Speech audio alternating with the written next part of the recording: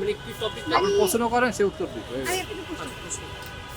এই যে মেন রাস্তার মধ্যে যে অটো রিক্সাগুলো চলে উঠছে, যার কারণে হচ্ছে দুর্ঘটনার সম্ভাবনা বেশি রয়েছে, এটা আসলে আপনি কিভাবে দেখছেন, কি করা উচিত? আসলে আমার কাছে ব্যক্তিগতভাবে মনে হয় যে অটো রিক্সাগুলো যে উঠছে এর পিছনে কিন্তু বড় একটা হাত রয়েছে।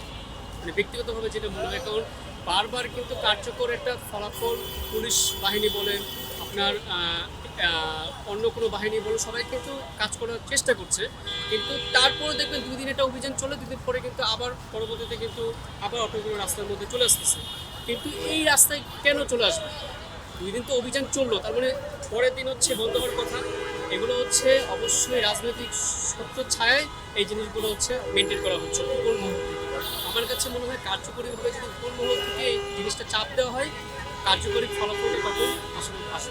আর কি করবে, এখানে তো ট্রাফিক থাকে সবসময়, যেমন মাত্র আমরা দেখতে পেলাম ট্রাফিক সবসময় আছে, তারপর হচ্ছে অভিযান, মানে যেন এটা না হয়, তারা হচ্ছে অভিযানের পরিচালনা করছে। আর কি করতে পারে?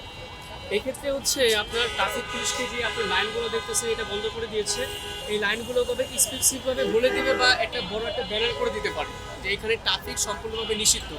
আপনি একটা অটো রিক্সা যদি আপনি কার্যকরভাবে আটকিয়ে রাখা হয় বা হচ্ছে টায়ারগুলো পাঞ্চার করে দেওয়া হয় বা মিটার করে নিয়ে যাওয়া হয়, সেক্ষেত্রে কিন্তু তারা কিন্তু পরবর্তীতে ওঠার সাহস করবেন না।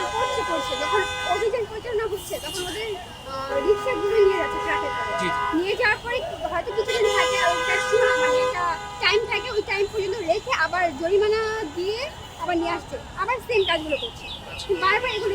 সেক্ষেত্রে হচ্ছে আমরা কিন্তু অনেক জায়গায় যেমন গুলশান এরিয়াতে কিন্তু বিভিন্ন ইয়াতে দেখি আপনার টায়ার সিস্টেম করেছে, যেখান থেকে আপনার টায়ারগুলো ওঠার পরে কিন্তু টায়ারগুলো পাঞ্চার হয়ে যায়।